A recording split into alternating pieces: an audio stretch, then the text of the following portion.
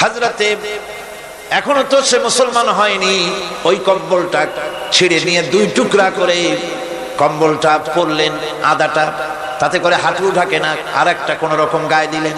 এরপরে হেঁটে হেঁটে কষ্ট করে মদিনায় চলে গেলেন। মসজিদে নববীর ভিতরে ঢুকে দরজার কাছে বসা বিশ্বনবী জনাবে মুহাম্মদ রাসূলুল্লাহ সাল্লাল্লাহু আলাইহি ওয়াসাল্লাম মসজিদে নববীতে, যুবক, হাঁটুর উপরে কাপড়, মাথার চুল উস্কো খুস্কো চেহারা, ক্ষুধার্ত চেহারা। হুজুর জিজ্ঞেস করছেন তুমি কে? তিনি বললেন আমার নাম আব্দুল উজ্জা। তোমার এই অবস্থা কেন?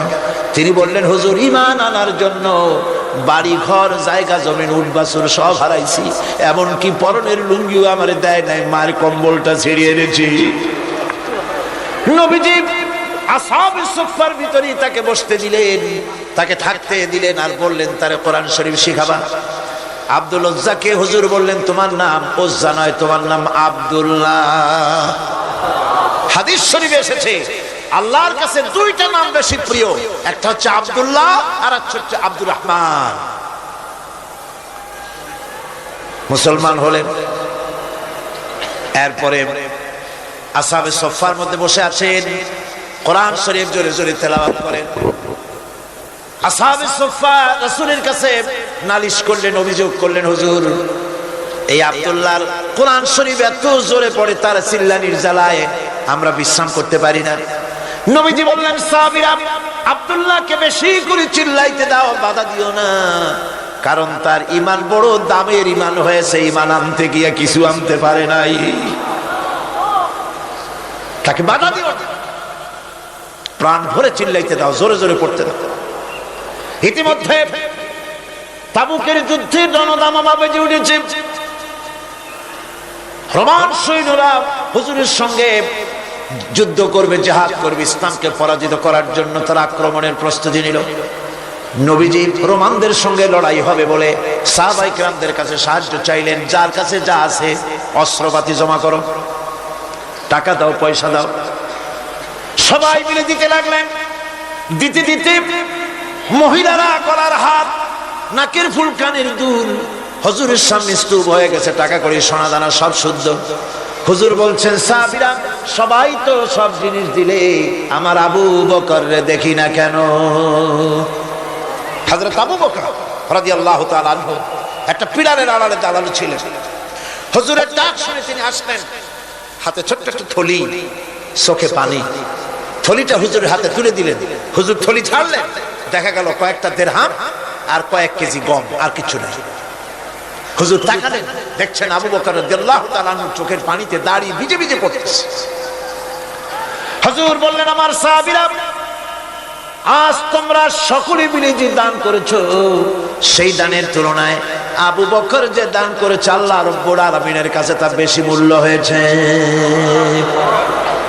মনের মধ্যে অনেকের প্রশ্ন জাগলো, কেমন করে তা হলো? আমরা এত এত দিলাম। হুজুর জিজ্ঞেস করলেন ও সাহাবী তুমি কত দিয়েছো, বাড়ি কত আছে? তিনি বললেন এত দিছি, এত আছে। তুমি কত দিয়েছো, কত রেখে এসেছো? প্রত্যেকে এরকম বলল। হযরতে ওসমান, হযরতে ওমর, হযরতে আলী রিদওয়ানুল্লাহ তাআলা আলাইহিম আজমাইন তারাও বললেন অর্ধেক এনেছি, অর্ধেক থুয়ে আসছি, 2 ভাগ এনেছি, 1 ভাগ রেখে আসছি। সব শেষে নবীজি হযরত আবু বকর রাদিয়াল্লাহু তাআলা আনহুকে প্রশ্ন করলেন আবু বকর তুমি কি এনেছো আর বাড়ি কি রেখে এসেছো?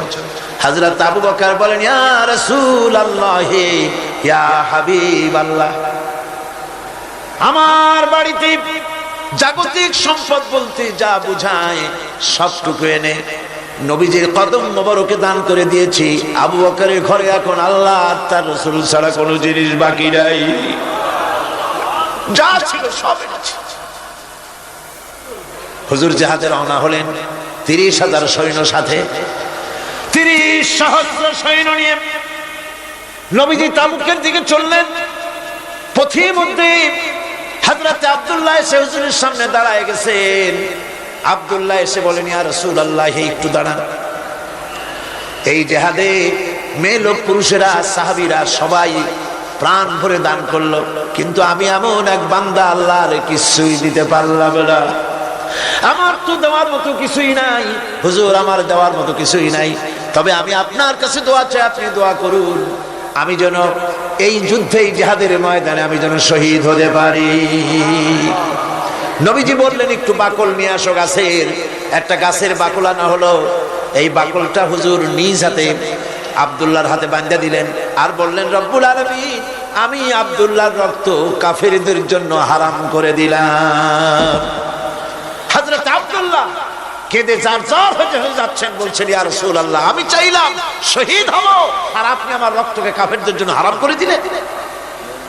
হুজুর বলেন, আব্দুল্লাহ, এখন যদি তোমার মৃত্যু জ্বরের ভিতরে হয়, আল্লাহ রাব্বুল আলামিন তোমারে শাহাদাত নসিব করে দিবেন। তাবুকের ময়দানে হুজুর চলে গেলেন। কয়েকদিন পরে খবর আসলো হুজুরের কাছে, আব্দুল্লাহ কয়েকদিন জ্বর ভোগ করে আব্দুল্লাহ মারা গিয়েছেন। হুজুর বললেন, তার জানাজার ব্যবস্থা করো, কাফন দাফনের ব্যবস্থা করো। ব্যবস্থা হয়ে গেল। রাতের বেলায় দাফন হবে। একজন লোক কবরের কাছে দাঁড়ায় টিম টিম করে একটা আলো নিয়ে দাঁড়ায় আছে, আর একজন লোক কবরের ভিতরে নেমেছেন। দুই ব্যক্তি লাশ দুই হাতে উঁচু করে নিয়ে আসতেছেন কবরের কাছে। যিনি কবরের ভিতরে দাঁড়ানো, তিনি বলতেছেন, লাশ বহন করে তোমরা যে দুইজন আনতেছো, লাশের সাথে খবরদার বেয়াদবি করো না, তোমাদের ভাইয়ের সঙ্গে আদব করো। এই বলে কবরের ভিতরে তিনি দাঁড়িয়েছিলেন, তিনি লাশটারে ধরলেন। কবরের ভিতরে দাঁড়িয়ে তিনি লাশ ধরেছেন, লাশকে কবরে শোয়াই দিয়েছেন। তিনি আর কেউ নন, তিনি বিশ্ব নবী মুহাম্মদুর রাসূলুল্লাহ। নিজের হাতে হযরত আব্দুল্লাহকে শোয়াই দিলেন। লাশ বহন করে যে দুইজন আনলেন, তার একজন হলেন হযরত আবু বকর আর একজন হযরত ওমর রাদিয়াল্লাহু তাআলা আনহুমা। আর আলো নিয়ে যিনি দাঁড়িয়েছেন, টিম টিম করে জ্বলতেছেন, তিনি হযরত বেলাল। কবরের ভিতরে হযরত আব্দুল্লাহকে শুইয়ে দিয়ে উপরে মাটি দিয়ে নবীজি কবরের দুই দিকে হাত দিয়া আল্লাহ রাব্বুল আলামিনের দরবারে ফরিয়াদ তুললেন, রব্বুল আলামিন, আমি আজকে সন্ধ্যা পর্যন্ত এই আব্দুল্লাহর প্রতি রাজি ছিলাম, খুশি ছিলাম। আল্লাহ গো, তুমি আব্দুল্লাহর প্রতি রাজি হয়ে যাও। হযরত ইবনে মাসউদ রাদিয়াল্লাহু তাআলা আনহু পাশে দাঁড়ানো ছিলেন। চিৎকার দিয়ে কেঁদে কেঁদে বললেন, আয় আল্লাহ তাআলা, এই কবরের ভিতরে আজকে আব্দুল্লাহর লাশটা না হইয়া যদি আমার লাশ হতো, আমার ভাগ্যটা খুলে যেত। শহীদের মর্যাদা আল্লাহ পাকের কাছে সব থেকে বেশি। এই শহীদের পথ নিয়ামত প্রাপ্তদের পথ। যারা নিয়ামত পেয়েছে পৃথিবীতে, নবীজিন, সিদ্দিকিন, শুহাদা, এরাই হচ্ছেন নিয়ামত প্রাপ্ত। আল্লাহর রাস্তায় জীবন দেওয়ায় যে মজা, পৃথিবীতে আর কোনো কিছুতে সেই মজা নাই। হযরত ওমর রাদিয়াল্লাহু তাআলা আনহু দোয়া করতেন, আল্লাহুম্মা রযুকনি শাহাদাতান ফি সাবিলিক ওয়াজআল মাউতি ফি বালাদি রাসূলিক। আয় আল্লাহ, তুমি আমাকে শাহাদাতের মত আমাকে দান করো। শাহাদাতের তামান্না প্রত্যেকটি মুসলমানের ভেতরে থাকতে হবে। শহীদ হওয়া যাবে ইসলামের জন্য। সময় হয়তো আসতে পারে, হয়তো এমন সময় আসতে পারে যখন কোরআনের মর্যাদাকে টিকে রাখার জন্য, সুন্নতে নববীকে টিকে রাখার জন্য জান দেওয়া লাগতে পারে। তখন কি আপনারা জীবন দিতে পারবেন?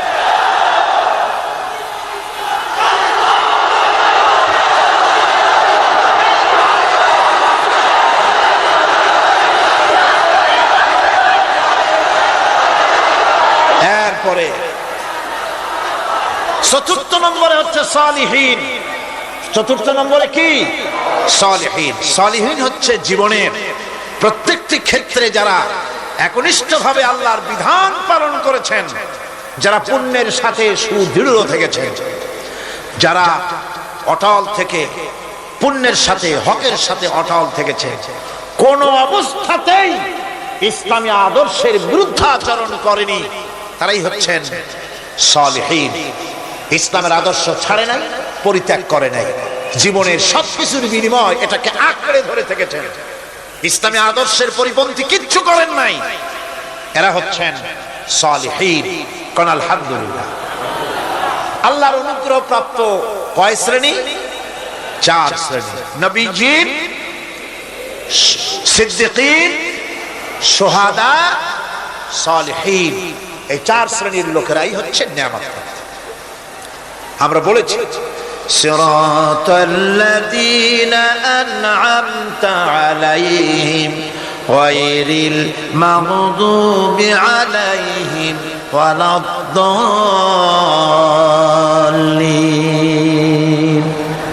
নিয়ামত প্রাপ্তদের পথ চাই, অনুগ্রহ প্রাপ্তদের পথ, আর অভিশপ্ত পথভ্রষ্টদের পথ আমরা চাই না, আমরা পরিহার করে চলবো। এটা একটু আদব। যারা অভিশপ্ত, যারা পথভ্রষ্ট, ওরা কারা? মাগদুব এবং দল্লিন। মাগদুব হচ্ছে অভিশপ্ত, দল্লিন হচ্ছে পথভ্রষ্ট। দুনিয়ার সমস্ত মুফাসসিরিন, মুহাদ্দিসিন সব একমত, মাগদুব হচ্ছে ইহুদিরা। মাগদুব কারা? বলেন না কারা? আর দল্লিন অভিশপ্ত কারা? খ্রিস্টানেরা। বলেন কারা? একটুখানি জোরে সোরে দরুদ শরীফ পড়েন। সালাতুন ইয়া রাসূলুল্লাহ আলাইকুম, সালামুন ইয়া হাবিবাল্লাহ আলাইকুম। জোরে পড়েন।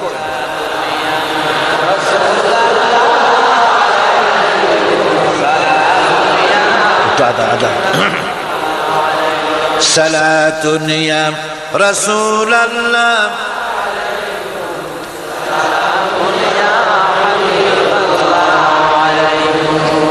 ভাইরা, ইহুদিদের অভিশপ্ত হওয়ার কারণটা কি? আল্লাহ রাব্বুল আলামিন বলেন, শোনো কারণ কি। وَضُرِبَتْ عَلَيْهِمُ الْمَسْكَنَةُ ذَلِكَ بِأَنَّهُمْ كَانُوا يَكْفُرُونَ بِآيَاتِ اللَّهِ وَيَقْتُلُونَ الْأَنْبِيَاءَ بِغَيْرِ حَقٍّ ذَلِكَ بِمَا عَصَوْا وَكَانُوا يَعْتَدُونَ। তাদের উপর দারিদ্র এবং অসহায়তার অভিশাপ বর্ষিত হয়েছে। এর কারণ হলো তারা আল্লাহ পাকের আয়াতকে অস্বীকার করেছে, তারা অকারণে আল্লাহর নবীদেরকে হত্যা করেছে এবং প্রত্যেকটি ব্যাপারে আল্লাহর শরীয়তের সীমা লঙ্ঘন করেছে। যুরিবাত আলাইহিমুল যিল্লাতু ওয়াল মাসকানা ওয়া বাউ বিগাদাবিন মিনাল্লাহ। আল্লাহ পাক বলেছেন, চিরকাল ইহুদিরা অভিশপ্ত, তাদের কোন আবাসস্থল হবে না, সারা জীবন ঘুরে বেড়াবে। আপনারা বলবেন, কই ঘুরে বেড়ায় না তো, তাদের তো জায়গা হয়েছে জেরুজালেমে, ইসরায়েলে, সেখানে তারা জায়গা করে নিয়েছে। তাহলে এটা কেমন হলো? এটা এইভাবে হচ্ছে, ওখানে তাদেরকে প্রতিষ্ঠিত করেছে আমেরিকা, ঠিক কিনা?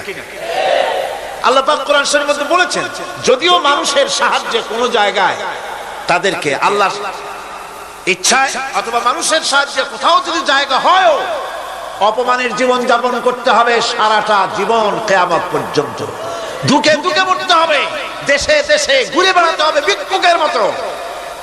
সে অবস্থাই হয়েছে। আমেরিকা ওদের উপর থেকে হাত উঠায়নি। মধ্যপ্রাচ্যের আজকের 20 ফোড়া ইসরায়েল, আমেরিকা যদি তাদের রুবুবিয়াতে প্রতিপালনের হাতটা উঠায় নেয়, তাহলে আরব দেশে যত লোক আছে যুদ্ধ করা লাগবে না, এক পাশে গিয়ে পেশাব করলে ভাসিয়া লোহিত সাগরে চলে যাবে। সুতরাং এই ইহুদিদের পথ অনুসরণ করা যাবে না। ইহুদিরা অপরাধ করছিল কি? একটু আগেই বললাম, তারা আল্লাহর আয়াতকে অস্বীকার করেছে, তারা নবীদেরকে হত্যা করেছে, এটাই হলো তাদের অপরাধ। তারা শরীয়তের ব্যাপারে বাড়াবাড়ি করেছে। আর খ্রিস্টানরা, তাদের অপরাধ কি? তাদের অপরাধ হচ্ছে তারা আল্লাহর বিধানের উপরে তারাও বাড়াবাড়ি করেছে। তারা নিজেদের আল্লাহর বিধান বাদ দিয়ে নিজেদের মন গড়া জীবন যাপন শুরু করেছে। তারা ঈসা আলাইহিস সালামকে আল্লাহর ছেলে বানাইছে। তারা মদ খায়, তারা জিনা করে, তারা শুকর খায়, তাদের উপরে শরীয়তকে সম্পূর্ণ বুড়ো আঙ্গুল দেখায়া তারা মুশরিকের চাইতেও খারাপ হয়ে গিয়েছে, ঠিক কিনা?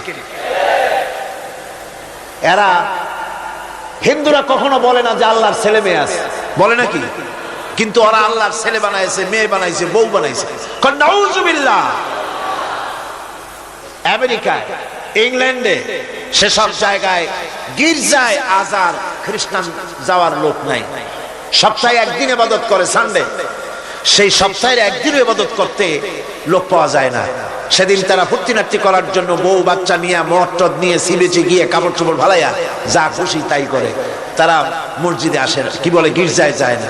ফলে আমার নিজের চোখে দেখেছি বহুত গির্জা এমন আছে যার সামনে লেখা আছে ফর সেল, বিক্রয়ের জন্য। এই সাইনবোর্ড যখন লাগায়, এলাকার মুসলমানেরা চান্দা তুলিয়া গির্জা কিনা সব সমানে মসজিদ বানাইতেছে। ইংল্যান্ডে আজ থেকে 100 বছর আগে মসজিদ ছিল মাত্র একটা। সেই গ্রেট ব্রিটেনে এখন মসজিদের সংখ্যা 7,000-এর উপরে। আলহামদুলিল্লাহ। সুতরাং এই খ্রিস্টান এবং ইহুদিদের পথ অনুসরণ করা যাবে না, কিন্তু তারপরেও আমরা অনুসরণ করছি না, করছি না, করছি। বিশ্বকবি, কবি সম্রাট আল্লামা ডক্টর ইকবাল রহমাতুল্লাহ আলাইহি সুন্দর করে বলেছেন, ওয়াদা মে হো তুম নসারা তু তামাদ্দুন মে হুনুদ, ওয়াদা মে হো তুম নসারা তু তামাদ্দুন মে হুনুদ, ये मुसलमान हैं जिन्हें देख के शर्माए यहूद। চাল চলনে হিন্দু তুমি, বেশভূষাতে খ্রিস্টান, মুসলমান এই যারে দেখে ইহুদ করে লজ্জা জ্ঞান। তুমি নাকি মুসলমান? কাপড় চোপড় দেখলে মনে হয় তুমি তো খ্রিস্টান। জামা কাপড়, তোমার অবস্থা দেখলে মনে হয় তুমি খ্রিস্টান। তোমার ওঠা বসা, বিয়ে শাদী, সংস্কৃতি দেখলে মনে হয় তুমি হিন্দু। আর তোমার লেনদেন দেখলে ইহুদিরা পর্যন্ত তোমাকে ঘৃণা করে। কথা ঠিক কিনা? কথা ঠিক কিনা? এই হলো মুসলমানদের অবস্থা। সুতরাং আল্লাহ পাক বলছেন ইহুদিদেরকে ছাড়তে হবে, খ্রিস্টানদের অনুকরণ ছাড়তে হবে। ইহুদি খ্রিস্টান সকলের অনুকরণ ছেড়ে দিয়ে নিয়ামত প্রাপ্ত ওই 4 শ্রেণীর লোকের অনুসরণ করতে হবে, তাহলেই খাঁটি মুসলমান হওয়া যাবে। কোন আলহামদুলিল্লাহ। এই হলো সূরা ফাতিহা, যা গত আজকের দিন সহ 5 দিন আমরা আলোচনা করলাম। কোন আলহামদুলিল্লাহ।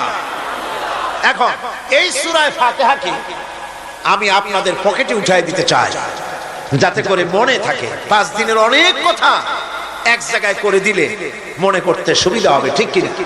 মনে রাখতে সুবিধা হবে। সূরা ফাতিহা আয়াত কয়টা? এই 7টি আয়াতের 7টি শিক্ষা আছে। সূরা ফাতিহার শিক্ষা 1, সকল প্রশংসা কেবলমাত্র হাদিস শরীফে এসেছে, ইদা মুদিহাল ফাসিকু ইহতাজ্জাতিল আরশ। যখন কোন ফাসিকের প্রশংসা করা হয়, যে ব্যক্তি নামাজ পড়ে না, রোজা করে না, দিন মানে না, ঈমান নাই, চরিত্র নাই, এমন লোককে যখন প্রশংসা করা হয়, আল্লাহ পাকের আরশ গোসায় থরথর করে কাঁপতে থাকে। সুতরাং সমস্ত প্রশংসা হবে কার? পার্লামেন্টে যখন বাজেট বক্তৃতা হলো, বাজেটের উপরে 39 ঘন্টা আলোচনার সুযোগ এলো। আমি দেখলাম প্রত্যেকেই আলোচনার সময় বলছেন, আমি স্মরণ করছি সহস্র বছরের অমুক, শ্রেষ্ঠ অমুক, আমার নেতা অমুক, এভাবে বলছে। প্রত্যেকেই দাঁড়িয়ে বলছে আমি স্মরণ করি অমুক আর তমুক। আমি খুব চিন্তায় পড়ে গেলাম, আহারে, পৃথিবীর 2য় বৃহত্তম মুসলিম দেশ, আমার আল্লাহর নাম উঠছে না। আমি সময় পেলাম 25 মিনিট। তথ্য মন্ত্রণালয়ের কলিজা তো পুঁটি মাছের মতো বড়, সেই জন্য আমার বক্তব্য তারা দেয় নাই। ওই 25 মিনিটে আমি যে আলোচনা করেছি, আমি প্রথম দাঁড়ায়া আমার তৃপ্তি, মনে হয় এই রকমের তৃপ্তি আমার কখনো নিকট বর্তমানে কোনদিন হয়েছে কিনা আল্লাহই জানে। ওই দিন আমি যা তৃপ্তি পেয়েছি, আমি দাঁড়িয়ে বললাম নাহমাদু নুসাল্লি আলা হামদ সানা কুইয়া। তারপরে বললাম আমি স্মরণ করছি হৃদয়ের সবটুকুন আবেগ উজাড় করে, জীবনের সব শ্রদ্ধা একত্রিত করে আমি স্মরণ করছি। যখন বলছি দেখি দুই দিকের মানুষ হতচকিত হয়েছে, কার নাম করি? আমি বললাম আমি স্মরণ করছি বিশাল ওই আকাশের মালিক, বিস্তীর্ণ এই জমিনের মালিক, কুল কায়নাতের মালিক আমার আল্লাহ রাব্বুল আলামিনকে স্মরণ করছি।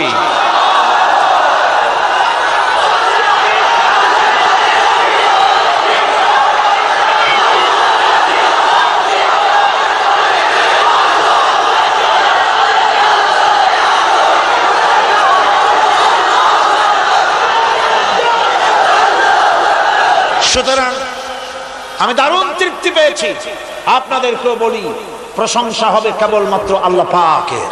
প্রশংসা কার? আর প্রশংসা হবে বিশ্ব নবী জনাব মুহাম্মদ রাসূলুল্লাহ সাল্লাল্লাহু আলাইহি ওয়াসাল্লাম। চিৎকার মেরে সারা জীবন আল্লাহ এবং রাসূলের প্রশংসা করতেই থাকবো ইনশাআল্লাহ। আমাদের করতে হবে, মুসলমানদের তাই। আর প্রশংসা করব যারা আমার রাসূলের, আল্লাহর হুকুম মানে আর আমার রাসূলের অনুসরণ অনুকরণ যারা করে, তারা আমাদের সম্মানের পাত্র। আলহামদুলিল্লাহ। দুই, শেষ বিচারে একমাত্র মালিক হচ্ছেন আল্লাহ পাক।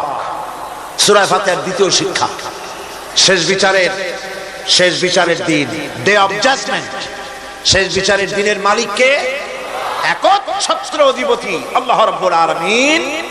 যেদিন কেউ কথা বলতে পারবে না আল্লাহ পাকের নির্দেশ ছাড়া, সেই হাসরের মাঠের একচ্ছত্র মালিক আল্লাহ পাক। সুপ্রিম কোর্টের সুপ্রিম কোর্ট, সমস্ত জাস্টিসদের জাস্টিস হবেন আল্লাহ সুবহানাহু ওয়া তাআলা। এটা হলো দ্বিতীয় শিক্ষা, মনে রাখতে হবে। সেদিন আল্লাহ পাক তিনি বিচার করবেন, কঠিন বিচার হবে সেদিন, এটা মনে রাখতে হবে। 3 নম্বরের শিক্ষা হচ্ছে সূরা ফাতিহার শিক্ষা নাম্বার 3, জীবনের সকল ক্ষেত্রে গোলামি, আনুগত্য, দাসত্ব একমাত্র কেবলমাত্র শুধুমাত্র আল্লাহ রাব্বুল আলামিনের। গোলামি কার হবে? চিল্লায় বলেন, কার হবে? 3। 4 নম্বরে সাহায্য চাইতে হবে কেবলমাত্র কার কাছে? আল্লাহ পাকের কাছে। 5, হেদায়েতের গ্রন্থ হিসাবে গ্রহণ করতে হবে আল্লাহ পাকের কোরআনে কারীমকে। 6, অনুসরণ করতে হবে কেবলমাত্র নবীয়িন, সিদ্দিকীন, শুহাদা, সালেহীনদেরকে। 7, জীবনের সকল স্তর থেকে ইহুদি এবং নাসারাদের প্রভাব মুক্ত করতে হবে নিজের জীবনকে। ইহুদি, নাসারা, আল্লাহ বিরোধী যারা মুশরিক, নাস্তিক, মুরতাদ, এই সবগুলি থেকে নিজেকে মুক্ত করতে হবে। গোলামি হবে কেবলমাত্র আল্লাহ পাকের। আর এইভাবে 7টি আয়াতের 7টি শিক্ষা আপনাদের সামনে পেশ করলাম। আল্লাহ রাব্বুল আলামিন এগুলি যেন মানার তৌফিক আমাদের দেন, আমরা বলি আমিন। আর জোরে বলেন আমিন। বন্ধুগণ, গায়রিল মাগদুবি আলাইহিম ওয়ালাদ-দাল্লিন আমরা পড়ি, ইহুদি এবং খ্রিস্টানের পথ অনুসরণ করব না বলি, কিন্তু এই তো 1 জানুয়ারি আসতেছে। 1 জানুয়ারি 1997 সন, 31 ডিসেম্বর রাত 12টা 1 মিনিটের সময় বাংলাদেশের শহর সমূহে বাজি পোড়ানো শুরু হয়। কথা ঠিক কিনা? আমি জিজ্ঞেস করতে চাই, এটা কি খ্রিস্টানের দেশ? জোরে বলেন, এটা কি খ্রিস্টানের দেশ? অবশ্য আমাদের দেশে খ্রিস্টান, হিন্দু, বৌদ্ধ যারা আছে তারাও আমাদের নাগরিক, সন্দেহ নাই। কিন্তু এই দেশ হচ্ছে পৃথিবীর 2য় বৃহত্তম মুসলিম দেশ। খ্রিস্টানেরা নববর্ষ উদযাপনের জন্য বাজি পোড়া, ফুর্তি করুক, যা বললায় তাই করুক, কিন্তু একজন মুসলমান এই নববর্ষ উদযাপনের জন্য বাজি পোড়াতে পারে না, বোমা ফুটাতে পারে না, ফুর্তি করতে পারে না। কোন মানে নাই, জাস্টিফিকেশন নাই। এটা যদি করা হয় আপনি খ্রিস্টানদের গোলামি করছেন, এটাই প্রমাণিত হবে। 1 বৈশাখ নববর্ষ উদযাপন করা হয় আমাদের দেশে। আজ 2-4 বছর ধরে শুরু হয়েছে 1 বৈশাখ উদযাপন করা। 1 বৈশাখে সকাল বেলায় বাসন্তী রঙের শাড়ি পরে সারা রাত রাস্তায় আলপনা এঁকে রমনা লেকের পাশে গিয়ে যুবতী আর যুবকরা বাসন্তী রঙের শাড়ি পরে সূর্য উদয়ের পানে করজোড়ে সেদিকে তাকিয়ে বলে, এসো হে নব বৈশাখ স্বাগতম হে। বৈশাখ বলে, বাবাজিরা আমারে ডাকতেছো? ওয়েট এন্ড সি, অপেক্ষা করো, আসতেছি। যে বৈশাখকে ডাকা হলো, স্বাভাবিক বৈশাখ কালবৈশাখী রুদ্র রূপ ধারণ করে 180 মাইল স্পিডে এসে বাড়ি ঘর কল কারখানা ভাঙ্গা জনমের মতো স্বাগতম হে।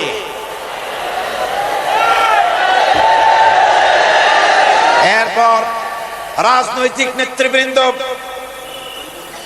এবং বুদ্ধিজীবী, ছাত্রছাত্রী, শিক্ষক, এক শ্রেণীর শিক্ষকবৃন্দ মঙ্গল প্রদীপ জ্বালিয়ে দিনের সূচনা করেন।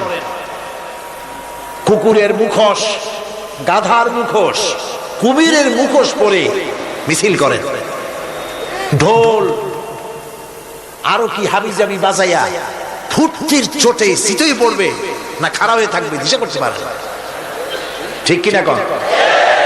আমি জিজ্ঞেস করি, পয়লা বৈশাখের উদযাপন, নববর্ষ উদযাপনের সাথে মুখোশ পরার সম্পর্ক কি? গরু আর গাধার শুকরের মুখোশ পরে আপনি কি বুঝাতে চান যে নতুন বছরটা জাতির সাথে গাধার মতো ব্যবহার করবেন অথবা কুকুরের মতো? নাউযুবিল্লাহি মিন যালিক। মুসলমানদের জন্য জায়েজ নাই, হারাম হারাম। বৈশাখের কোনো গুরুত্ব নাই। পয়লা বৈশাখ যদি কিছু করতেই হয়, ফজরের নামাজ পড়ে, দরুদ পড়ে, তেলাওয়াত করে আল্লাহর কাছে মুসলমানের দোয়া করা দরকার। আল্লাহ, বিগত বছরটা পার করেছি গুনাহ করে, নাফরমানি করে, আগামী বছর আমাদেরকে নেককার বানাও, নামাজি বানাও, চরিত্রবান বানাও, দিনদার বানাও। বছরটা দেশের জন্য, জাতির জন্য কল্যাণকর করে দাও। ভালো হইতো না? ভালো হইতো না? ভালো হতো। কিন্তু কপাল খারাপ, সংস্কৃতির নামে আসছে বেহায়াপনা। ভারতীয় উৎসব হয় বাংলাদেশে, ইন্ডিয়ান ফেস্টিভ্যাল। আমি প্রশ্ন করতে চাই সরকারের কাছে, বাংলাদেশের উৎসব ভারতে হয় কিনা? যদি বাংলাদেশের উৎসব ভারতে না হয়, বাংলার মাটিতে ভারতের উৎসব কেন?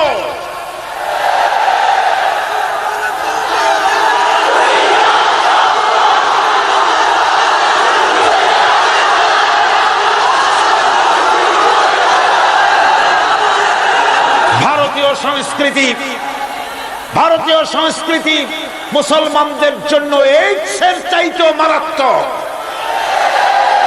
ওই সংস্কৃতির সাথে আমাদের কোনো মিল নাই।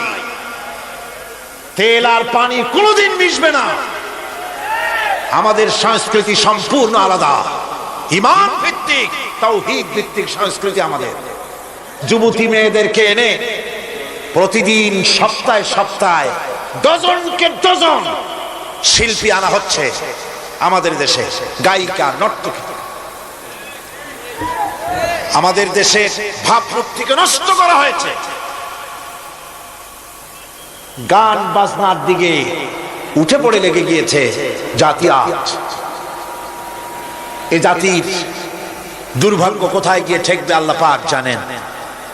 আমরা মুসলমান, আমাদের উন্নতি, আমাদের উরুজ, আমাদের জওয়াল, আমাদের উন্নতি আর আমাদের অবনতি কিসে হবে? বিশ্বকবি বলছেন, আ তুঝে বাতাও তকদীরে উমম ক্যা হ্যায়, আ তুঝে বাতাও তকদীরে উমম ক্যা হ্যায়, শমশির ও সনা আউয়াল তাউস ওর বাবাগীর। এসো, এ জাতির অগ্রগতি আর উন্নতির ইতিহাস তোমারে শোনাই। এ জাতির হাতে যতদিন ছিল তরবারি, এ জাতির হাতে ততদিন ছিল কোরআন, গোটা পৃথিবী তার পায়ের উপরে চুমা খেয়েছে। আর যেদিন কোরআনের পরিবর্তে জাতির হাতে এসেছে তানপুরা, বেহালা, ঢোল, সারিঞ্জা, নারিঞ্জা, সারেগামা, পাদানিসা, তখনই কপাল পুড়েছে জাতির।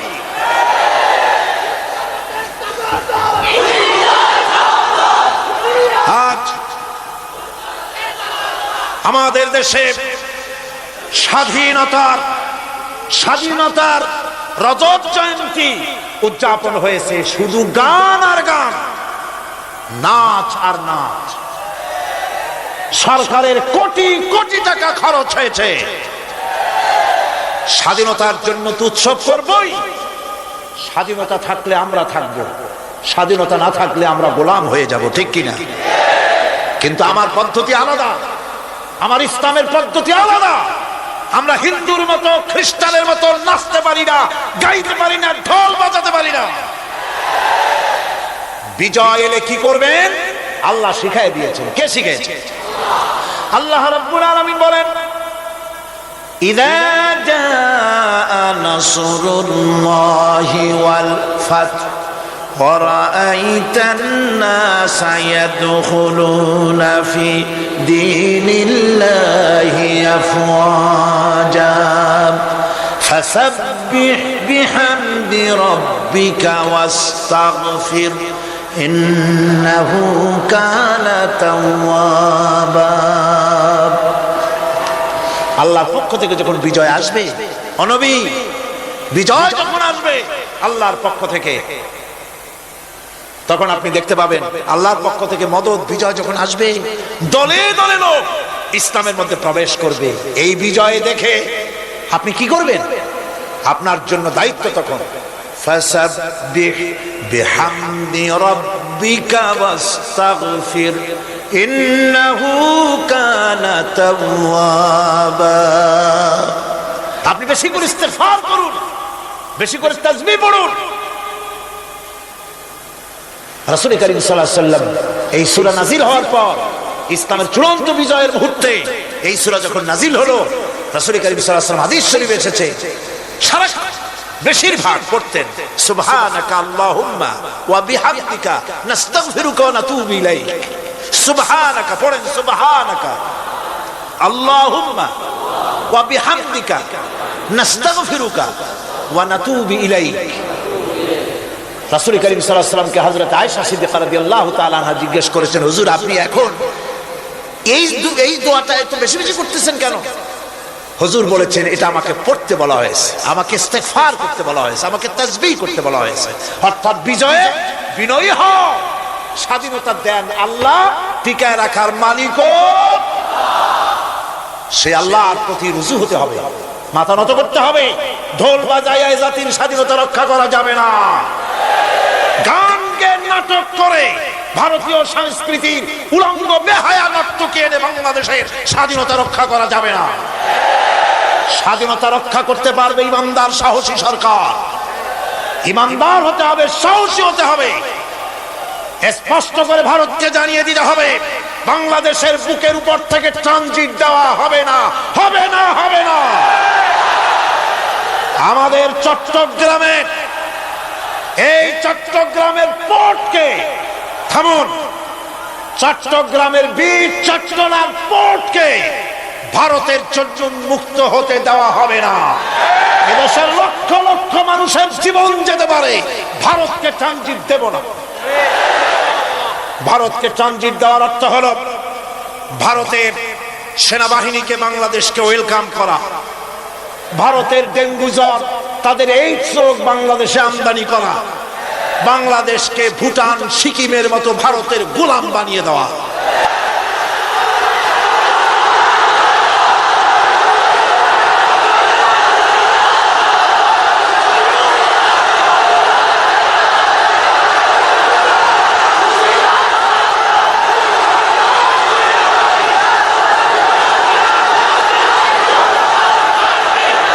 বন্ধুগণ, বন্ধুগণ, আমি বলতেছিলাম থামুন। গায়রিল মাগদুবি আলাইহিম ওয়ালাদ-দাল্লিন, খ্রিস্টান, ইহুদি, হিন্দু, মুশরিক কারো অনুসরণ করব না। অনুসরণ করব কয় শ্রেণীর? 4 শ্রেণীর। নবীয়িন, সিদ্দিকিন, শুহাদা, সালেহিন। কোন আলহামদুলিল্লাহ। এরপর আমরা মুসলমান, কিন্তু আমাদের বিবাহ অনুষ্ঠান যখন হয়, এই বিবাহ অনুষ্ঠানগুলি আমরা কি মুসলমানদের মতো করি? জবাব চাই, করি? আপনারা যে হলুদ অনুষ্ঠান করেন, শরীয়তের কোন জায়গায় আছে? এই হলুদ অনুষ্ঠান হিন্দুদের কাছ থেকে আমদানি হয়েছে। একটা হলুদ অনুষ্ঠানে যা খরচ হয় তা দিয়ে 6টা বিয়ে করানো যায়। সুতরাং আজ থেকে তওবা করুন, আমরা আর হলুদ অনুষ্ঠান করব না। রাজি আছেন? রাজি আছেন? বিবাহের নামে অপসংস্কৃতির জায়গা আমরা করে দিতে পারি না। যৌতুক যেমন হারাম, গত মাহফিলে বলেছি, মনে আছে না? মনে আছে কিনা? যৌতুক যেমন হারাম, যৌতুক কি আপনারা নেবেন নাকি? মেয়েওয়ালাদের উপরে চাপ সৃষ্টি করবেন না, জায়েজ নাই। মেয়েওয়ালারা যদি ইচ্ছে করে কিছু দেয় নিবেন। আমি তো আশা করেছিলাম যে সংসদ নেত্রী, প্রধানমন্ত্রী মহিলা, বিরোধী দলীয় নেত্রীও মহিলা, সুতরাং মহিলাদের উপরে তাদের দরদের খাতিরে তারা যৌতুক বিল উত্থাপন করবেন, কিন্তু তারা করেন নাই। তাদের উচিত ছিল যৌতুককে ঝাঁটা মেরে বঙ্গোপসাগরে ফেলে দেওয়া, ওনারা তা করেন নাই। কিন্তু আমি ইনশাআল্লাহ সংসদে যৌতুক বিল জমা দেব ইনশাআল্লাহ। আমি একা অথবা আমরা 3 জন যাই হই, সংসদে আমি কখনো একাকিত্ব ফিল করি না, কারণ আল্লাহ রাব্বুল আলামিন আমার সাথে আছেন। এই যৌতুক বিরোধী বিল উত্থাপন করে যৌতুক বন্ধ করতে হবে। 2 নম্বরের কথা হচ্ছে, মেয়েওয়ালারা তারাও আবার একটা খারাপ কাজ শুরু করেছেন, সেটা হলো বেশি পরিমাণের মহারানা চাপায় দেওয়া। মহারানা এটা শরীয়ত কোনো বাঁধে টেঁধে দেয় নাই। ছেলেপক্ষ যদ্দূর দিতে পারে সেইটা মেয়েওয়ালাদের আন্দাজ থাকা উচিত। অহেতুক যৌতুক, অহেতুক মহারানা চাপায় দিবেন না। এটা একটি ট্র্যাডিশন হয়েছে। 5,55,515 টাকা 1 পয়সা, এটা বাজে কাজ। 11 লক্ষ, হ্যাঁ, যদি ছেলেওয়ালা দেওয়ার মতো হয়, স্ত্রী দেন না, কোনো ক্ষতি নাই। আল্লাহ তো কোরআন শরীফে বলেছেন, তোমার বউরে যদি তুমি পাহাড় সমান সম্পদ দাও, কণা মাত্র ফিরাই নিও না। সুবহানাল্লাহ। আর মহারানার টাকাকে ফরজরূপী দায়িত্ব হিসাবে আদায় করে দাও। কাজী যে মহারানা আদায় হতে পারে এই রকমের মহারানা দেওয়া উচিত। অতিরিক্ত চাপাই দিতে পারবে না। কিয়ামতের দিন ওই পুরুষটাকে আল্লাহর দরবারে জিনাকারের কাতারে দাঁড়াতে হবে। আমাদের বিবাহ সম্পর্কে কথাটা বললাম, মনে রাখবেন, যৌতুক নিবেন না, আর অতিরিক্ত মহারানার বোঝাও চাপাই দিবেন না। তবে যা দিতে পারে সেই রকমই আপনারা দিবেন। এরপর আর একটা জিনিস আমাদের দেশে চালু আছে, যা হিন্দু খ্রিস্টানদের সঙ্গে মিলে যায়, তা হচ্ছে কোন সম্মানিত লোক মারা গেলে